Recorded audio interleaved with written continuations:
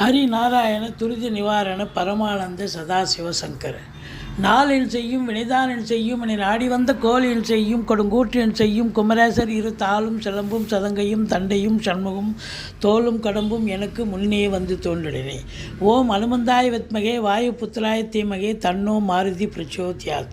உலகெங்கிலும் வாழ்ந்து கொண்டிருக்கும் ஸ்ரீராம் ஆஸ்ட்ரோ யூடியூப் சேனல் நேயர்களுக்கு டாக்டர் சைதை ராஜாவின் அன்பான வணக்கங்கள்.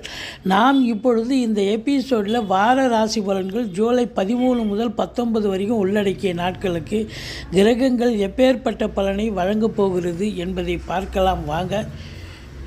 இதுவரைக்கும் எங்கள் சேனலை பார்த்து கொண்டிருக்கும் அன்பர்கள் சப்ஸ்கிரைப் செய்யாதவர்கள் சப்ஸ்கிரைப் செய்து கொள்ளும்படி கேட்டுக்கொள்கிறோம். ரைட் சைடில் சப்ஸ்கிரைப் இருக்கும், பெல் பட்டன் இருக்கும், ரெண்டுத்தையும் ப்ரெஸ் பண்ணிங்கன்னா அடுத்த நொடியே எங்களுடைய வீடியோ உங்களை நோக்கி வர துவங்கிவிடும். வாங்க ராசிக்குள் செல்லலாம். தனுசு ராசி அன்பர்களுக்கு வணக்கம். தனுசு ராசி காலபுருஷனுக்கு 9வது ராசி குரு பகவான் ஆட்சி பெறும் வீடு. இப்பொழுது குரு பகவான் தன்னுடைய ராசிக்கு 7ஆம் இடமான மிதுனத்தில் இருந்து ராசியை பார்த்து கொண்டிருக்கிறார். மீனத்துக்கும் அதிபதியும் அவர்தான். 1-4க்கும் ஆதிபத்தியம் பெற்றவர் 7ஆம் இடத்தில் இருக்கிறார். இதில் இருக்கக்கூடிய நட்சத்திரங்கள் அப்படின்னு பார்த்தீங்கன்னாக்கா மூலம், பூராடம், உத்திராடம் முதல் பாதம் உள்ளடக்கிய. இப்போது இந்த ராசிநாதன் நல்ல இடத்துல இருக்கார், சூப்பராக இருக்கார். அதாவது எந்த ஒரு ராசிக்கும் கோச்சார கிரகங்கள், அதாவது 2, 5, 7, 9, 11 ஆகிய இடங்களுக்கு வரும்பொழுது, அதுவும் குரு பகவான் கோச்சார நிலையில் இந்த இடத்துக்கு வரும்பொழுது அற்புதமான பலனை தருவார் அப்படின்னு ஜோதிட கிரந்தம் சொல்கிறது. அப்போ 7ஆம் இடத்துல குரு பகவான் இருக்காருன்னு சொன்னால் அப்போ 7 சிறப்பாகிறது அப்படின்னு தானே சொல்லணும். 7ங்கிறது கணவனுக்கு மனைவி ஸ்தானம், மனைவிக்கு கணவன் ஸ்தானம்.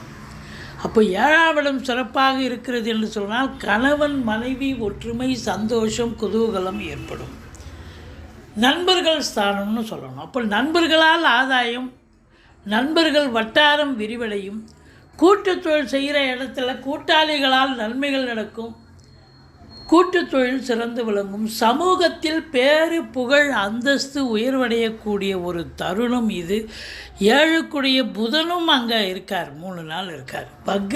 இது நாள் வரைக்கும் வக்ரத்தில் இருந்தார். வக்ர நிவர்த்தி பெற்று ராசிக்கு வருகிறார், குருவோடு இணைகிறார். அப்போ 7ஆம் இடத்து அதிபதி 7இல் குருவோடு இருப்பது திருமண வயதில் இருக்கும் ஆண் பெண் இருபாலருக்கும் தனுர் ராசியில் பிறந்த அன்பர்களுக்கு திருமணம் கைகூடி வருமா அப்படின்னா கண்டிப்பாக திருமணம் கைகூடி வரும். இது அற்புதமான ஒரு நேரம் அப்படின்னு சொல்லலாம். 2க்கும் 3க்கும் ஆதிபத்தியம் பெற்ற சனி பகவான் 4ஆம் இடத்தில் இருக்கிறார். இப்பொழுது உங்களுக்கு அர்த்தாஷ்டம சனி போய்கொண்டிருக்கிறது. 4இல் சனி, சந்திரனுக்கு 4இல் சனி இருந்தால் ஒரு மைனஸ் அப்படின்னு தான் சொல்லணும். அர்த்தாஷ்டம சனின்னு சொன்னால் எங்கே போனாலும் பிரச்சனை. தொழிலில் பிரச்சனை, உத்தியோகத்தில் பிரச்சனை, படிக்கிற இடத்துல பிரச்சனை, வேலை பார்க்குற இடத்துல பிரச்சனை, வீட்டில் பிரச்சனை, வெளியில் பிரச்சனை, நண்பர்கள்கிட்ட பிரச்சனை, அப்படி பிரச்சனைன்னு சொல்லக்கூடிய ஒரு அமைப்பு ஏற்படும். நீங்கள் சோதனமாக நடந்துக்கணும். சனி பகவானை வழிபாடு செய்து கொள்ளுங்கள். சங்கடம் தீர்க்கும் சனி பகவானை மங்களம் பொங்க மனம் வைத்தருள்வாய். சச்சரவின்றி சனீஸ்வர தேவை இச்சகம் வாழ்க இன்னருள் தாத்தா. இந்த ஸ்லோகத்தை சொல்லுங்கள். சனிக்கிழமை தோறும் எள்ளெண்ணெய் தீபம் இட்டு வாருங்கள். சனீஸ்வர பகவானுக்கு தனி சந்நிதி இருக்கும் கோயிலாக பார்த்து தேர்ந்தெடுத்து எந்த ஓரளவுக்கு தலைக்கு வர்றது தலைப்பாயோட போகுங்க.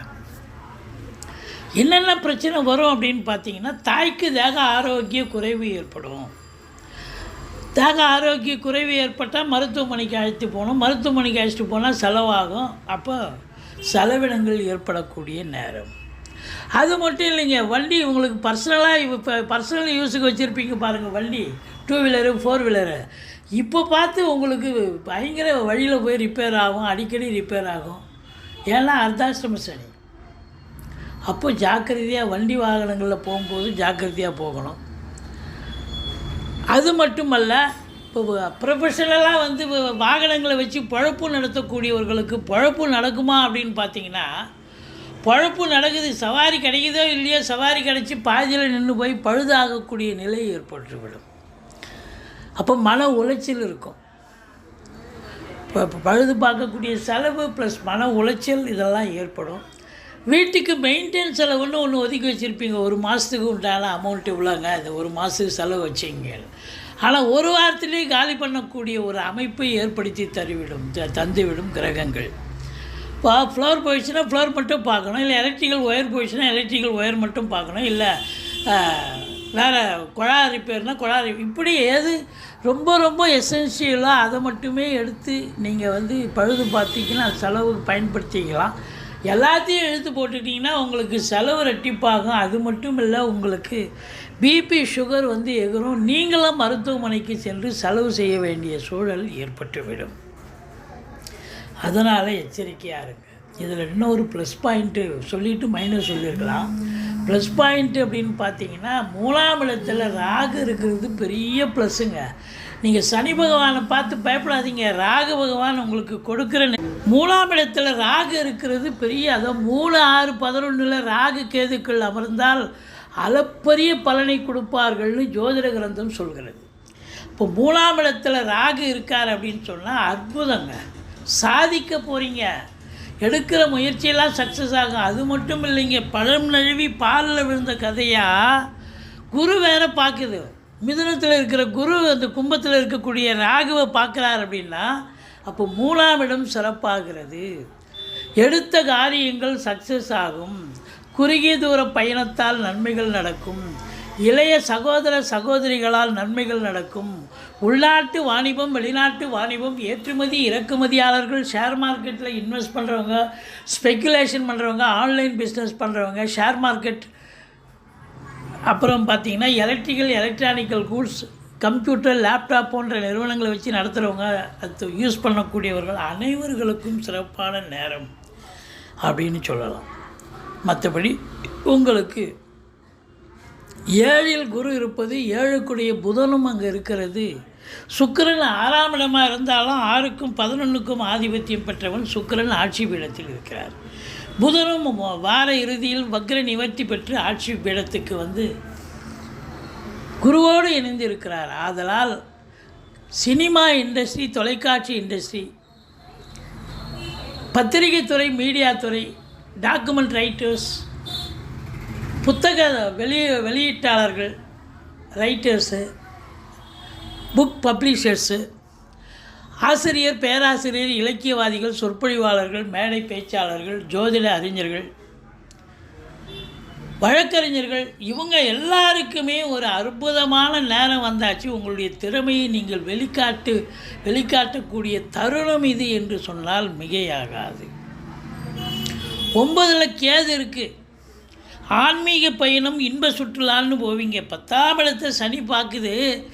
இந்த ராசி என்பர்கள் அதிகப்படியான உழைப்பு தேவைப்படுகிறது. மேலாமணிக்கே வேலை பார்க்க முடியாதுங்க. அது சொந்த தொழிலாக இருந்தாலும் சரி, அரசு உத்தியோகமாக இருந்தாலும் சரி, தனியார் துறையாக இருந்தாலும் சரி, 8 ஹவர் டியூட்டின்னா 10 ஹவர் வேலை பார்க்க வேண்டிய சூழல் இருக்கும். அதனால் எச்சரிக்கையோடு வேலை பாருங்கள். இன்புட் இருந்தால் அவுட்புட் இருக்கத்தானங்க இருக்கும். அப்போ 11ஆம் இடத்தை குரு பார்க்கிறார் என்று சொன்னால் சூப்பர். எண்ணிய செயல் ஈடேறப் போகிறது. தொட்டதெல்லாம் தொடங்கப் போகிறது. முதல் திருமணம் முறிவு ஏற்பட்டு 2வது திருமணத்திற்காக காத்திருப்பவர்களுக்கு நல்லதே நடக்கப் போகிறது அப்படின்னு சொல்லலாம். ஸோ மொத்தத்தில் பார்க்கும் பொழுது இந்த தனுர் ராசியில் பிறந்த அன்பர்கள் அற்புதமான நேரம், சரித்திரம் படைக்கக்கூடிய காலம், திருப்பு முனை ஏற்படும். நம்ம வாழ்க்கையிலும் இப்படி ஒரு நல்லது நடக்குதா அப்படிங்கிற அளவுக்கு உங்களுக்கு எல்லாமே நன்மைகள் நடக்கும். நீங்கள் வணங்க வேண்டிய தெய்வம் ஆஞ்சநேயரை வழிபாடு செய்யுங்கள். பட்டீஸ்வரம், விஷ்ணு, துர்க்கையை போற்றுங்கள். இதுவரைக்கும் எங்கள் சேனலை பார்த்தமைக்கு நன்றி. எங்கள் வீடியோ பிடிச்சிருந்தால் லைக் பண்ணுங்கள், ஷேர் பண்ணுங்கள், சப்ஸ்கிரைப் பண்ணுங்கள். மறக்காமல் சப்ஸ்கிரைப் பண்ணுங்கள். நன்றி. வாழ்க வளம்.